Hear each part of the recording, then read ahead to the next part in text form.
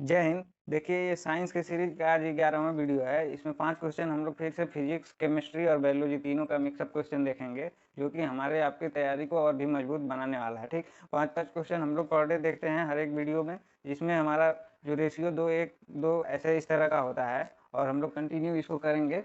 चलिए, क्वेश्चन में ज़्यादा देर न लगाते हुए एक बार क्वेश्चन को देख लेते हैं। ठीक है, साइंस है, MCQ जनरल साइंस है। इसका मल्टीपल चॉइस क्वेश्चन है, रेलवे जेई के एस्पेक्ट से हम लोग इसको तैयार कर रहे हैं। ठीक ना, ये वीडियो नंबर आज आपका 11 हो गया। इस हिसाब से टोटल आपके 55 क्वेश्चन हो जाएंगे। ठीक ना, आप चलिए क्वेश्चन नंबर 1 से शुरुआत करते हैं। ठीक ना, देखिए क्वेश्चन नंबर 1 है कि आलू, अनाज, बीन्स, दालें, जई डैश से भरपूर होता है। देखिए, जो आलू है, अनाज है, बीन्स है, इनमें कौन सी मात्रा सबसे ज़्यादा पाई जाती है, ये आपसे क्वेश्चन में पूछ रहा है। तो ऑप्शन देख लेते हैं। प्रोटीन, विटामिन, विटामिन जिसको विटामिन बोलता है सब इंग्लिश में, इसको मिनरल, खनिज और कार्बोहाइड्रेट। देखिए, जो प्रोटीन है उसको जो है वो मानते हैं कि इसमें दाल और अंडा में सबसे ज़्यादा पाया जाता है, मांस में भी सबसे ज़्यादा। एक आपको सबका स्रोत बता दे रहे हैं, आपको कंफ्यूजन ही दूर हो जाएगा कि किसमें क्या पाया जाता है। देखिए, प्रोटीन जो है वो आपको मिलेगा अंडे से, अंडा, मांस मतलब कि मीट वगैरह से। ठीक ना, इनसे ज़्यादा आपको प्रोटीन मिल जाता है। ठीक, प्रोटीन का स्रोत हो गया अंडा, मांस ज़्यादा खाएंगे आपको प्रोटीन ज़्यादा मिलेगी। ठीक ना, अब देखिए विटामिन, विटामिन और जो खनिज है, विटामिन और जो खनिज है, ये आपको फलों और सब्जियों से मिल जाता है, फलों और सब्जी से। दो दो चीज लिख रहे ताकि आपको याद करने में बहुत ही आसानी होगी। ठीक ना, और आपका तैयार और भी ज़्यादा बेहतर और की अपेक्षा में हो जाएगा। प्रोटीन मांस और अंडे से, विटामिन और खनिज जो है फलों और सब्जियों से मिल जाता है। और जो कार्बोहाइड्रेट है ये आपका मिल जाता है किससे, चावल, रोटी, है ना, और दाल, और ये जई, जई का मतलब होता है जौ, जिसको यौ भी बोला जाता है। बीन्स जैसे सोयाबीन, इसको सोयाबीन को बीन्स भी बोला जाता है। ठीक ना, अब देखिए आपको कंफ्यूजन होगा कि दाल जो है वो कार्बोहाइड्रेट में कैसे, हम लोग तो बचपन से सुने आ रहे दाल पियो प्रोटीन मिलेगा, प्रोटीन मिलेगा। एक्चुअल में देखिए दाल जो है ना उसमें प्रोटीन की मात्रा ज़्यादा नहीं होती, बहुत ही कम मात्रा होती है। और जगह पे तो इसको प्रोटीन का मात्रा ही नहीं माना जाता है दाल को। दाल तो भोजन में आ गया, जैसे जो कि रेगुलर खाते हैं, और जो रेगुलर खाते हैं रोटी चावल दाल सब्जी यही खाते हैं। तो कार्बोहाइड्रेट जो है सबसे ज़्यादा इन चीज़ों में मिलती है, रोटी चावल दाल अनाज बीन्स आदि में। तो इसका आंसर क्या हो जाएगा, कार्बोहाइड्रेट। ठीक ना है। आपको समझ में आ गया होगा आसानी से, तो आप आज से जो है आंसर क्या मारेंगे। अच्छा, एक चीज और देखते होंगे कि क्रिकेट के जो प्लेयर होते हैं ना, वो खेलते खेलते इसके बाद जब पानी लेकर जाता है दौड़ते दौड़ते, तो लाल पीला हरा मतलब कलरफुल पानी लेकर जाता है। जैसे सबका अलग अलग क्वालिटी का वाटर होता है, कौन कौन सा पानी पीता है, मिनरल, डिस्टिल, इस तरह का, है ना। तो उसमें लाल कलर का भी पानी देखते होंगे बॉटल में, हल्का हल्का जो है गुलाबी कलर का, ठीक ना, मतलब पिंक कलर का पानी लिया जाता है। तो या फिर उसमें क्या बोलते हैं उसको, अम, अ, हाँ, गुलाबी कलर का जो पानी लिया जाता है उसमें ग्लूकोज, ग्लूकोज, तो ग्लूकोज की मात्रा उसमें डाल के ज़्यादा जाता है। जो ग्लूकोज होता है ना वो भी एक तरह से कार्बोहाइड्रेट होता है, और शक्कर ये सब आपके कार्बोहाइड्रेट में आते हैं। जो कार्बोहाइड्रेट होता है इसको इंस्टेंट एनर्जी बोला जाता है। इंस्टेंट मतलब तुरंत, तात्क्षणिक मतलब उसी वक्त जैसे ही आप पियेंगे आपको एनर्जी तुरंत मिल जाएगी। जैसे धूप से आप आए और एक गिलास जो है घोल कर पी लिए ये ग्लूकोज, ग्लूकॉन डी बोलते हैं, उसका साइंटिफिक नेम ग्लूकॉन डी होता है। उसको पी लेंगे, आपको विद इन 1-2 मिनट में आपको एकदम पूरा एनर्जी फुल कर देगा। ठीक, फिर से आप काम कर सकते हो। तो इसका आंसर जो है कार्बोहाइड्रेट। आपकी एनर्जी को भरने के लिए हम 2 लाइन बोलेंगे आपके लिए कि ठीक ना, ये क्वेश्चन देख लिए आप। क्वेश्चन नंबर 2 देख लेते हैं। क्वेश्चन नंबर 2 देखने से पहले आपको 2 लाइन दे दें कि ये दरिया तेरी खैर नहीं, बूंदों ने बगावत कर ली है, और नादान समझ बुजदिल इनको, अब लहरों ने बगावत कर ली है, और परवाने हैं मौत समा, और मरने का कहाँ खौफ है यहाँ, और ये तलवार तुम्हें झुकना होगा, क्योंकि अब गर्दन ने बगावत कर ली है। तो तैयारी को आप अपना इतना मजबूत बनाइए जिससे कि आपको क्वेश्चन को खुद आपके सामने झुकना पड़ जाए। ठीक ना, ये मोटिवेशन भरने के लिए थोड़ा सा था आप लोगों के लिए। ठीक, जैसे ग्लूकोज पी के आप तुरंत एनर्जी, शायद इससे आपको थोड़ी सी एनर्जी जरूर जरूर मिली होगी। अब देखिए क्वेश्चन नंबर 2 देख लेते हैं कि निम्न में से किसे लकड़ी के शराब के रूप में जाना जाता है। अब देखते होंगे लकड़ी जब जलती है ना, जैसे गीली लकड़ी अक्सर जलती है, तो उसमें से देखेंगे मान लीजिए लकड़ी है, जलती है ना, तो थोड़ा सा आग अगर यहाँ लग गया तो इधर जरा देखेंगे तो थोड़ा सा पीले कलर का बुलबुला रूप में निकलता रहता है, बुलबुला। ठीक ना, वो बुलबुला जो होता है वो वही होता है एल्कोहल की मात्रा उसमें। अगर उसको जीभ पे रखिएगा ना, इतना कड़वा लगेगा कि एकदम लगेगा जीभ वहीं से काट के फेंक दें, ऐसा लगता है एकदम। कभी टेस्ट किए होंगे जरूर आप, अगर आग उग तापते होंगे ठंडी में तो, या फिर जल रही लकड़ी जैसे बहुत सारे कचरा जलाएंगे तो भी जो है इसकी महक आती है। तो इसमें देख लेते हैं कौन सा एल्कोहल होता है। ये सब एल्कोहल के नाम है: ethyl alcohol, methyl alcohol, propyl alcohol और ये ब्यूटिल एल्कोहल। इसका आईपीएसी नाम क्या हो जाता है: एथेनॉल, मेथेनॉल, प्रोपेनॉल और ब्यूटेनॉल। तो इसमें जो C2H5 है ना, वो जो है ये नॉर्मल एल्कोहल होता है। यही आपके सैनिटाइजर में, पीने में, ठीक ना, और नॉर्मल दवाओं में भी इसी का यूज किया जाता है, एथिल एल्कोहल का। ठीक, 95% एल्कोहल होता है सैनिटाइजर में, देखिएगा वो तो बॉटल उसका होगा तो आपके घर में। ठीक, मेथिल एल्कोहल, प्रोपिल और ब्यूटिल एल्कोहल, ये जो एल्कोहल होते हैं ना वो इतने कारगर नहीं होते। कारगर का इन द सेंस कि मतलब उतने स्ट्रांग नहीं होते हैं, तो इसका और जगह पे यूज किया जाता है। जो सबसे स्ट्रांग, स्ट्रांग का मतलब होता है ज्यादा से ज्यादा आपको इफेक्ट डाल दे, इफेक्ट डाल दे, मेथिल एल्कोहल होता है। मेथिल एल्कोहल अगर आप एक ढक्कन पी जाइएगा ना, आपका लगेगा सर सर पकड़ लेने, आपका आंख फ्यूज हो जाएगा, डैमेज हो जाएगा, आंख बह जाएंगी। अगर आंख नहीं हुआ तो दिमाग आपका मतलब कि बिल्कुल ही खत्म हो जाएगा, आदमी मर जाता है। मेथिल एल्कोहल पी लेने से आदमी मर तक जाता है, इतना खतरनाक होता है। तो जो लकड़ी के जलाने से निकलता है ना, यही मेथिल एल्कोहल ही निकलता है। गलती से कभी इसको ना हाथ लगाइएगा है, वैसे शराब तो हाथ ही नहीं लगाना चाहिए, ठीक ना। आप सुनते होंगे अक्सर कि जहरीली शराब पीने से मौत हो गई यहाँ पे इतने लोगों को, तो इसी की मात्रा ज़्यादा बढ़ जाती है एल्कोहल में, तो जाके ये इससे मृत्यु हो जाता है लोगों का, या आंख डैमेज हो जाता है, फेफड़ा, गुर्दा, दिल, पूरी बॉडी ही खराब हो जाती है, कहने का मतलब, ठीक ना।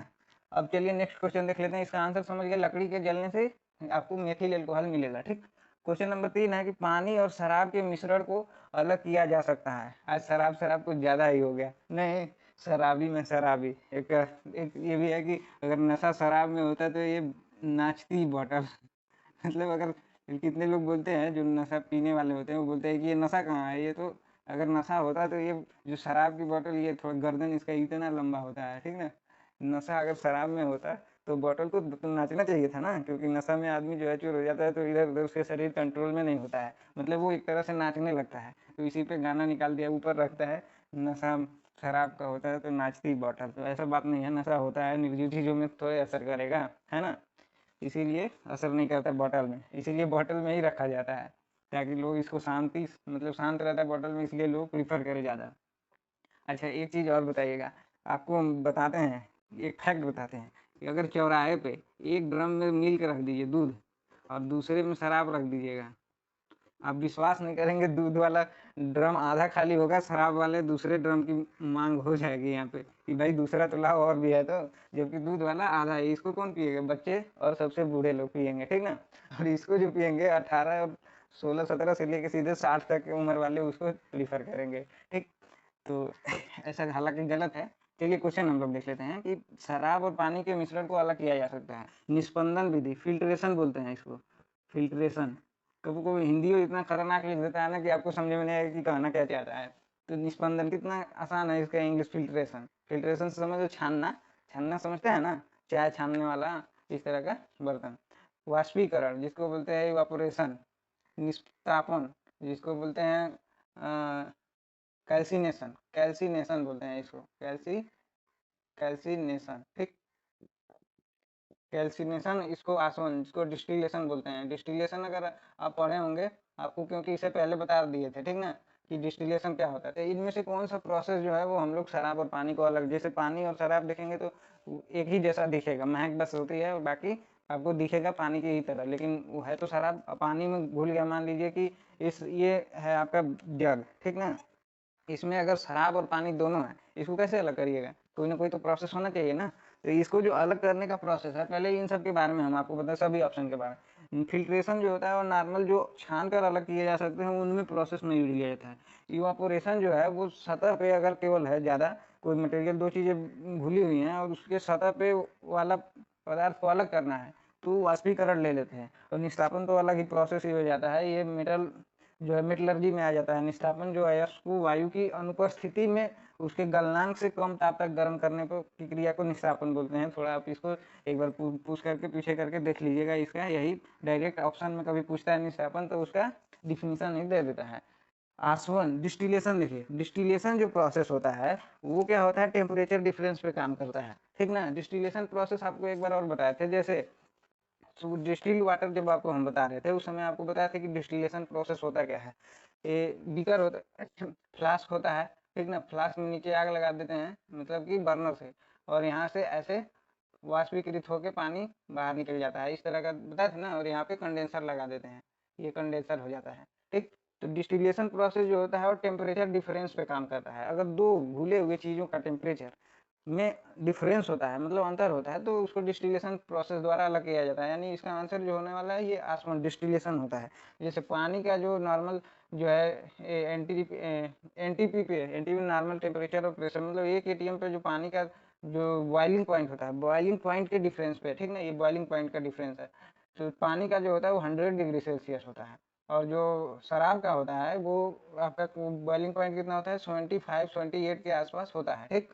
तो जब गर्म करेंगे इसको, दोनों को एक ही में मिक्स रहेगा, जब गर्म करिएगा तो ये पहले आपका भाप बन के निकल जाएगा, मतलब ये आपका पहले 78 डिग्री सेल्सियस पे ही निकल जाएगा, इसको कंडेंस करके स्टोर कर लेंगे। यानी इस तरह से क्या हुआ, पानी और शराब जो है वो अलग अलग हो गया, ठीक। किसी को जो शराब में दिन रात डूबा रहता है, अगर उसको अलग करने का प्रयास करिएगा ना, वो मछली की तरह तड़पेगा एकदम, जैसे पानी बिना मछली तड़पती है, ठीक। अब देखिए क्वेश्चन नंबर नेक्स्ट देख लेते हैं, चौथा क्वेश्चन।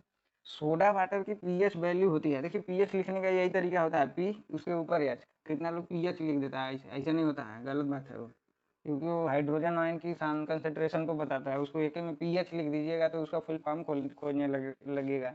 पीएच ऐसे होता है, वैल्यू होती है।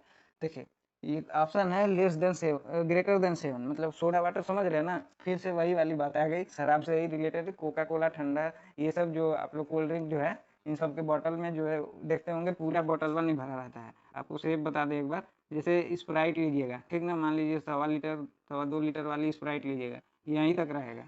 उसी जगह माजा लीजिएगा, माजा मतलब मैंगो वाला, ठीक ना, उसका देखेंगे पूरा फुल रहता है। माजा जो है, इस यहाँ पे स्प्राइट लिख देते हैं, स्प्राइट हो गया, ये माजा हो गया, ठीक। इसका जो है बोतलवा देखिएगा एकदम गर्दन तक टूटी तक फुल होता है, इसका यहीं तक फुल होता है। ऐसा क्या होता है, देखिए ऐसा इसलिए होता है क्योंकि जो इसमें होता है ना, ये हाई प्रेशर पे जो है ये सोडा जो है ये कार्बन डाइऑक्साइड भरा होता है, ठीक ना। ये सोडा वाटर हो गया, दोनों सोडा वाटर ही बोलेंगे। कार्बन डाइऑक्साइड होता है हाई प्रेशर पे, अगर उसको जो है पूरा भर दीजिएगा और ऊपर से गैस भी कार्बन डाइऑक्साइड भर दीजिएगा तो क्या होगा, फट जाएगा बॉटल।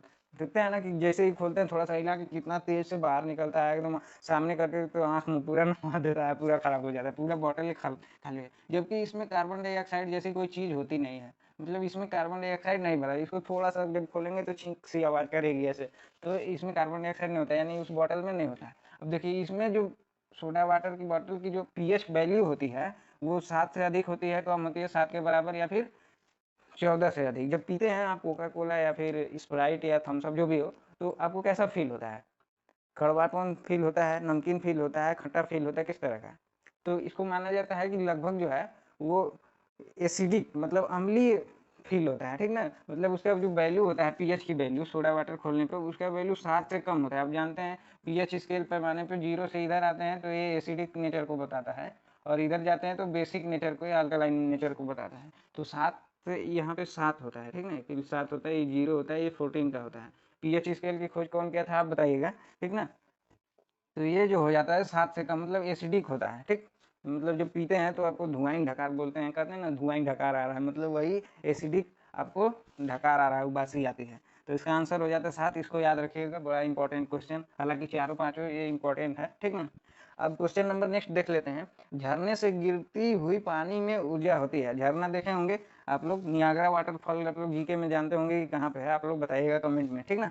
देखिए झरना जो होता है ये ऊंचाई पर से पानी गिरता है, यहाँ से पानी गिरता है, ठीक। मान लीजिए इधर फिर बहने लगा, ये नदी हो गई, झरना ये हो गया आपका। झरना मेन भाग यही होता है, मतलब झरने का जो लोग देखने जाते हैं वो ये गिरते हुए वाटर को देखने जाते हैं, यहाँ पे तो गिर के ये फिर बहने लगता है। तो झरना जो होता है इसके जब इस कंडीशन में होता है उसमें कौन सी एनर्जी होती है, देखिए कोई चीज जब ऊंचाई पे हो और मोशन में हो मतलब गति में हो तो उसमें दो तरह की ऊर्जा होती है। सीधे सीधे आपको समझाने का प्रयास करें, जैसे बॉल आप फेंक दिए, वो आ रही है ऊपर से नीचे या नीचे से ऊपर जा रही है, तो जैसे जैसे उसका ऊंचाई घटेगा या बढ़ेगा, जब आप समझ मान लीजिए यहाँ से बॉल फेंक दिए, ये हो गया बॉल, अगर इसके टॉप पॉइंट ये हो गया, मान लीजिए बॉल यहाँ पे है, सबसे ऊपर है, तो इस समय इसकी जो मोशन होगी, मतलब वेलोसिटी होगी, बिल्कुल जीरो हो जाएगी। तो उस समय उसकी स्थितिज ऊर्जा सबसे अधिक होती है, मतलब जो भी ऊर्जा होती है वो स्थिति पोटेंशियल एनर्जी के फॉर्म में होती है। ठीक, यहाँ पे काइनेटिक एनर्जी जीरो हो जाता है। लेकिन जब बीच कंडीशन में होता है तो यहाँ पे कुछ पोटेंशियल एनर्जी और कुछ काइनेटिक एनर्जी दोनों हो जाता है। ठीक है, तो ये बीच की कंडीशन है, टॉप मोस्ट है ना बॉटम मोस्ट है। बीच की कंडीशन है, मतलब यहाँ पे कौन कौन सी एनर्जी होगी, काइनेटिक एनर्जी जो कि हाफ mv² हो जाता है, और ये पोटेंशियल एनर्जी जो कि mgh, बेसिकली हाइट की वजह से ही होता है। अगर आप उतना ऊपर जाके रुक गए चुपचाप, इसके मतलब आप में कौन सी एनर्जी हो गई, हाइट एनर्जी, मतलब सॉरी पोटेंशियल एनर्जी। अगर आप छत पे खड़े हैं तो आप में पोटेंशियल एनर्जी, अगर छत से आप कूद गए तो बीच रास्ते में आपको जमीन से टकराने से पूर्व तक दोनों ही एनर्जी होता है। लेकिन जब नीचे आके टकरा गए उस समय आपकी हाइट जीरो हो जाती है, जमीन से हाइट, जब भी हाइट लिया जाता है जमीन से ऊंचाई ली जाती है आपकी, और आपकी नहीं, आपको एक पार्टिकल मान के या कण मानकर आपको जमीन से में तुलना किया जाता है, कंपेयर किया जाता है। तो नीचे जब आते हैं तो हाइट घट जीरो हो जाती है, इसका मतलब पोटेंशियल एनर्जी जमीन पे जीरो हो जाती है। अब जो है, सॉरी, हाँ, जमीन के पहुंचने से थोड़ा सा पहले तक आपका पोटेंशियल एनर्जी और काइनेटिक एनर्जी दोनों होती है। और जैसे ही आप जमीन पे गिर जाते हैं तो फिर पूछिए हिम्मत की क्या होता है। ठीक ना, तो इसका जो आंसर हो गया, इसका स्थितिज और गतिज ऊर्जा दोनों, मतलब कि ए और बी दोनों आपका आंसर हो जाएगा। ठीक, तो इस तरह से ये 5 क्वेश्चन आज के आपके कंप्लीट हुए। इसको देखिएगा फिर से, 1-2 मिनट लगेगा, फटाक से आप क्या करेंगे, इसको दोहरा देंगे। पीछे के 50 क्वेश्चन प्लस 5 क्वेश्चन, 55 क्वेश्चन हो गए आपके। 55 क्वेश्चन आप दोहरा लेंगे तो आपको अलग ही फील आगे लगेगा कि हाँ कुछ ना कुछ तो जान गए हैं। ठीक, चलिए, तो इस तरह से आपका कंप्लीट हुआ आज का सेशन। चलिए मिलेंगे नेक्स्ट वीडियो में, तब तक के लिए जय हिंद।